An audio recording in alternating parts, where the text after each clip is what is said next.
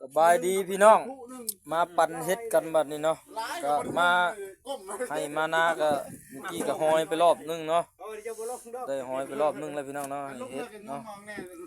เฮ็ดก็เฮ็ดบดนี่แหละสมมีแดดมีหยังหอยก็ปั่นไปแล้วครึ่งนึงแล้วเนาะเฮ็ดนี่แหละทีมงานเฮาทีมมื้อนี้ทีมงานมาหาเฮ็ดมื้อนี้หาเฮ็ดได้เบิ่งบ่ได้ขี้โม้ได้นี่พี่น้องบ่ได้ขี้โม้ได้นี่คอยเว้าจริงๆ FC เฮาก็เบิ่งติดตามนี่เด้อยังย่อเลยยังย่อเลยเพิ่นยังย่อสิขายเฮ็ดอ้าวปิวลมปิวบ่แม่นลมพัดโอ้ลมพัดไปแล้วอ้าวโอเคพี่น้องเนาะขอบใจที่เข้ามาชมคลิปบ้านนอกบ้านนาเฮาแบบนี้แหละหาอยู่หากินก็สนับสนุนกันแน่ผู้อยู่ต่างประเทศผู้ได้ไปหาเงินได้คำเงินดำคำเดือนก็อย่าลืมลงไปซื้อเฮ็ดอยู่ตะลุมตลาด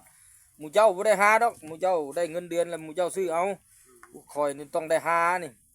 หอยก็ได้เฮ็ดก็ได้กระปูก็กินไปแล้วรอบนึงรถมาตามธรรมชาติพี่น้องอันนี้จะเอาเฮ็ดมา1มื้อนี้ขอบใจที่เข้ามาชมกดไลค์กดแชร์ Subscribe นำบ๊ายบายตุ๊ด